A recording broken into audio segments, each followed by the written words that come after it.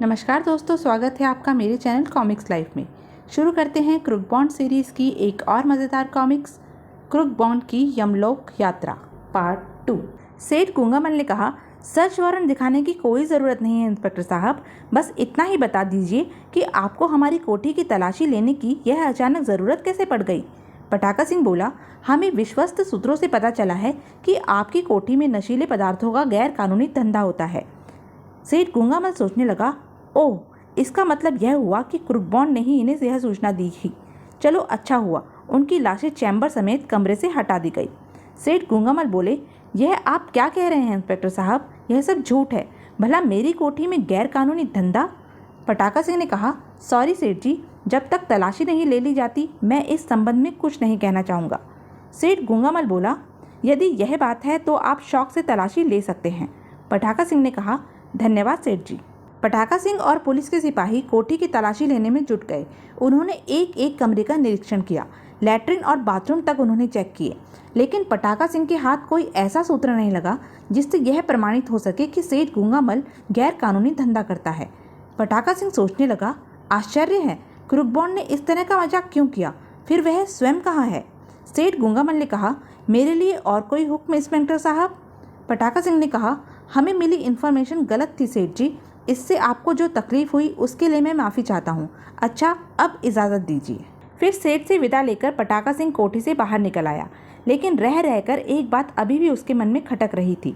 वह सोचने लगा, नहीं, क्रूक बॉन्ड मेरे साथ ऐसा मजाक नहीं कर सकता, जरूर दाल में कुछ काला है। पटाखा सिंह ने अपने सिपाहियों से कहा, सुनो, तुम चारों सेठ जी की कोठी की सावधानी से निगरानी करोगे और जब तक मैं आदेश न दूं तुम लोग निगरानी से नहीं हटोगे। सिपाही बोले, यस सर। उसके बाद पटाखा सिंह बाकी सिपाहियों के साथ वापस लौट गया और निर्देशित चारों सिपाही कोठी के चारों तरफ फैलकर कोठी की निगरानी करने लगे। शेखर ने सोचा, तो कोठी पर निगरानी रखी जा रही है। शीघ्र ही शेखर सेठ गूंगामल के पास पहुंचा और बोला, सर, हमारे लिए एक और मुसीबत खड़ी हो गई है। सेठ गूंगामल ने कहा, क्यों, क्या हुआ? शेखर ने कहा, सर, इंस्पेक्टर पटाखा सिंह तो वापस चला गया, लेकिन 4 सादावेश सिपाहियों को कोठी की निगरानी पर लगा गया है और उनके रहते क्रूक बॉन्ड और उसके साथी मोटू की लाश को कोठी के बाहर ले जाकर ठिकाने लगाना खतरे से खाली नहीं होगा। सेठ गूंगामल ने कहा, यह तुम क्या कह रहे हो? शेखर बोला, मैं ठीक कह रहा हूँ सर, छत से मैं सब कुछ अपनी आंखों से देख कर आ रहा हूँ। सेठ गूंगामल बोले, ओह, यह तो वास्तव में बहुत बुरा हुआ। खैर, तुम ऐसा करो, उन दोनों धतूरे के बीजों को कोल्ड रूम में रखवा दो ताकि उनकी लाशें न सड़ें। जब 1-2 दिन में पुलिस की निगरानी हट जाएगी तब उनकी लाशों को ठिकाने लगा देना। शेखर ने कहा, ठीक है सर। सेठ गूंगामल ने कहा, साले कमबख्त मर गए, लेकिन मरते मरते भी एक इल्लत मेरे गले में बांध गए। बांका, बिहारी, तुम लोग ध्यान से सुनो, कुछ दिनों के लिए तुम लोग कोई ऐसा काम नहीं करोगे जिससे निगरानी करने वालों को कोई संदेह हो, समझ गए? वे दोनों बोले, यस सर। शीघ्र ही यमदूत क्रूक बॉन्ड और मोटू को लेकर एक विशाल किंतु भयानक ढंग से बने महल के सामने उतरे। मोटू ने कहा, अरे, यह हम किस भयानक स्थान पर आ गए? क्रूक बॉन्ड बोला, हुजूर यमदूत जी, यह आप हमें किस नर्क में ले आए? अब तो कुछ बताइए, आखिर कब तक आप हमारी बोलती बंद रखेंगे? यमदूत बोले, खामोश मूर्ख, यह नर्क नहीं बल्कि यमलोक है।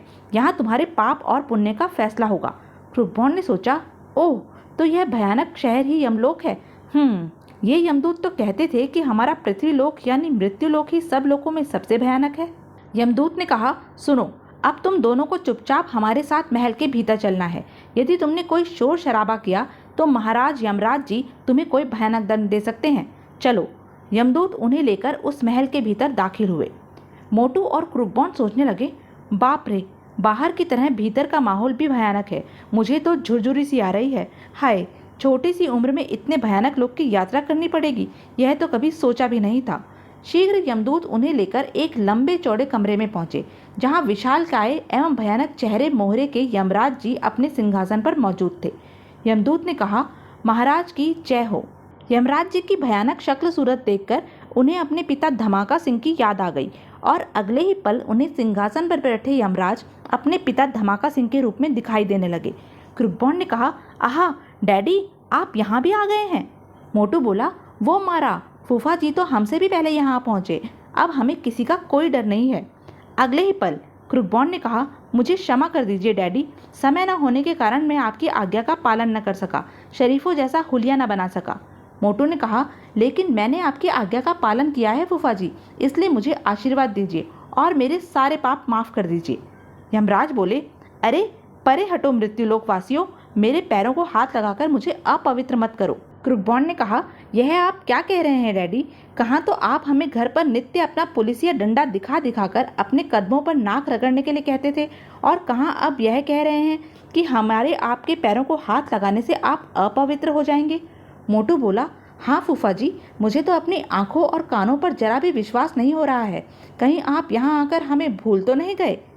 यमराज ने कहा, खामोश मूर्खो, मैं तुम्हारा कोई डैडी या फूफा नहीं हूँ, मैं यमराज हूँ, यमराज यानी यमलोक का राजा यमराज। मोटू ने कहा, हैं, कहीं आप हमसे मजाक तो नहीं कर रहे फूफा जी? क्रुकबॉन्ड बोला, यस डैडी, सच सच बताइए, कहीं इस सिंहासन पर बैठने के बाद आपकी नीयत तो नहीं फिर गई? यमराज बोले, खामोश दुष्टो, हमसे दिल लगी करते हो, यानी मौत के देवता यमराज से। सुनो, यदि अब तुम दोनों में से किसी ने एक शब्द मुंह से निकाला तो हम उसे जमीन में गड़वाकर उस पर अपने लोक के चूहे छुड़वा देंगे। वह दोनों बोले, चूहे? यमराज ने कहा, हाँ चूहे, जो तुम्हारे लोक के हाथियों से भी चौगुने हैं। वे दोनों बोले, अरे बाप रे, तब तो खामोश रहने में ही भलाई है। उसके बाद यमराज ने कहा, चित्रगुप्त जी। चित्रगुप्त बोले, जी महाराज। यमराज ने कहा, आप जल्दी से अपने कार्यालय से इन दोनों के जन्म मृत्यु व पाप पुण्य का खाता लेकर आइए। चित्रगुप्त जी ने कहा, जो आज्ञा प्रभु, कहकर चित्रगुप्त जी वहां से चले गए। लेकिन शीघ्र ही वे बदहवास से दौड़े दौड़े पुनः वहां पहुंचे और बोले, गजब हो गया प्रभु, गजब हो गया। यमराज ने कहा, क्या हुआ चित्रगुप्त जी, आप इतने घबराए हुए से क्यों है? चित्रगुप्त ने कहा, बात ही कुछ ऐसी है प्रभु, जिन्हें आपके दूत पकड़कर लाए हैं, ये दरअसल वे नहीं हैं जिन्हें पकड़कर लाना था। इन दोनों के खातों में तो अभी बहुत लंबी आयु लिखी है। यमदूत बोले, क्या? यमराज ने कहा, ओह नहीं, हमारे दूतों से ऐसी गलती हरगिज नहीं हो सकती, निश्चय ही आपको भ्रम हुआ है। चित्रगुप्त ने कहा, मुझे भ्रम हो सकता है महाराज, लेकिन मेरी बहियों को नहीं। मेरी बहियों में दर्ज विवरण के मुताबिक यहाँ इस समय लंजू पंजू नामक दो व्यक्तियों को होना चाहिए था, जबकि ये दोनों लंजू पंजू हरगिज नहीं हो सकते। यमराज ने कहा, यह आप क्या कह रहे हैं चित्रगुप्त जी? यदि ये दोनों लंजू पंजू नहीं हैं तो फिर कौन है? चित्रगुप्त बोला, प्रभु, आपके इस प्रश्न का जवाब तो आपके ये दूत ही दे सकते हैं, मैं भला इस संबंध में क्या कह सकता हूँ। यमदूत बोले, लेकिन हम तो आपके बताए व्यक्तियों की ही आत्माओं को लाए हैं चित्रगुप्त जी। आप ही ने तो कहा था कि आज हमें मृत्यु लोक के भारतवर्ष नामक देश से लंजू पंजू नाम के दो व्यक्तियों की आत्माओं को लाना है, जो सेठ गूंगामल की कोठी नंबर 13 लिंक रोड में 7:10 पर मृत्यु को प्राप्त होंगे। चित्रगुप्त ने कहा, मैंने ठीक ही कहा था, लेकिन ये दोनों वह नहीं हैं। इनमें से एक का नाम क्रुकबॉन्ड उर्फ अनोखेलाल और दूसरे का नाम मोहन उर्फ मोटू है। यमदूत ने कहा, परंतु 7:10 पर तो हमें वहाँ यही दोनों मृत्यु को प्राप्त होते मिले थे। चित्रगुप्त ने कहा, सत्यानाश, फिर जरूर कहीं कोई गड़बड़ी हुई है। ठहरो, मैं इन दोनों से ही पूछता हूँ। चित्रगुप्त ने क्रुकबॉन्ड से पूछा, तुम दोनों लंजू पंजू की जगह सेठ गूंगामल की कोठी पर कैसे पहुंच गए और लंजू पंजू की जगह तुम दोनों कैसे मारे गए? क्रुकबॉन्ड ने कहा, वाह क्या बात है, गलती खुद करते हैं और जवाब दूसरों से मांगते हैं, यानी मारते खुद हैं और मरने पर पूछते हैं तुम कैसे मरे। मोटू ने कहा, कमाल है, भगवान भी गलती करते हैं, यह तो मैंने कभी सोचा ही नहीं था। लगता है यहाँ का हिसाब किताब भी अंधेर नगरी चौपट राजा की तरह है। यमराज बोले, खामोश, ठीक तरह से जवाब दो, वरना मैं अभी तुम दोनों को जमीन में जिंदा गड़वा दूंगा।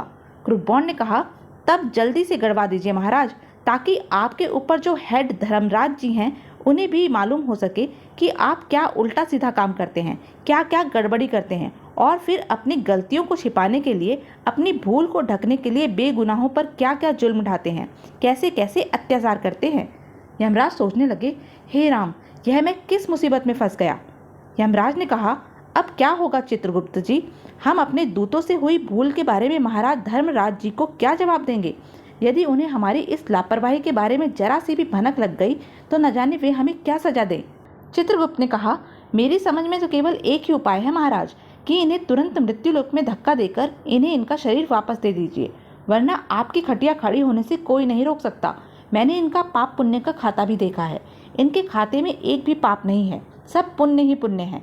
यदि धर्मराज जी को यह मालूम हो गया कि आपकी जरा सी लापरवाही के कारण 2 देवता स्वरूप मनुष्य की आत्माओं को जबरन यहाँ लाया गया है, तो न केवल आपको इस भूल का दंड भोगना पड़ेगा, बल्कि हो सकता है वे आपको पदच्युत करके इन दोनों में से ही किसी एक को आपका सिंहासन सौंप दे।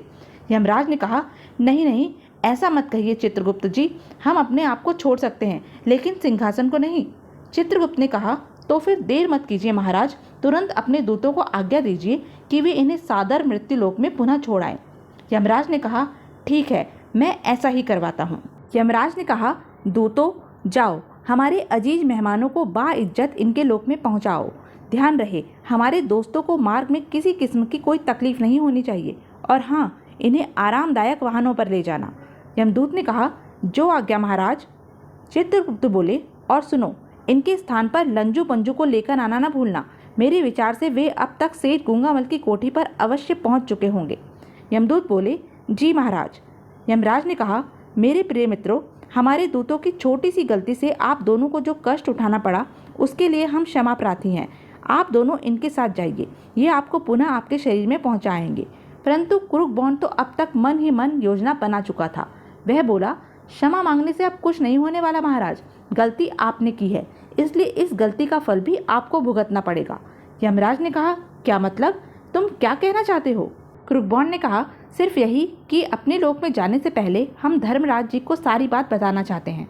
यमराज ने कहा, नहीं नहीं, तुम ऐसा नहीं कर सकते, हम तुम्हें उनसे हरगिज नहीं मिलने देंगे। क्रुगबॉर्न बोला, तब हम भी आपके दरबार से 1 इंच भी नहीं हिलेंगे, चाहे आप हमें जमीन में ही क्यों न दफन कर दे। यमराज सोचने लगा, हाय, यह किन चालाक इंसानों की आत्माओं से पाला पड़ गया। यमराज ने कहा, चित्रगुप्त जी, आप ही समझाइए ना इन्हें कि ये हमारी बात मान ले, ये दोनों तो हमारी जान के जंजाल बनते जा रहे हैं। चित्रगुप्त ने कहा, ठहरिए महाराज, मुझे सोचने दीजिए। कहकर चित्रगुप्त जी किसी सोच में डूब गए। यमराज जी की समस्या का चित्रगुप्त जी ने क्या हल निकाला? क्या क्रुगबॉर्न और मोटू यमलोक के साथ साथ स्वर्गलोक की भी यात्रा कर सके? सेठ गूंगामल और उसके साथियों का क्या हुआ? क्या यमराज जी क्रुगबॉर्न और मोटू को वापस पृथ्वी पर भेज पाने में सफल हो सके? यह सब जानने के लिए बने रहें मेरे साथ, और हाँ, मेरे चैनल को लाइक, शेयर और सब्सक्राइब करना ना भूलें। धन्यवाद।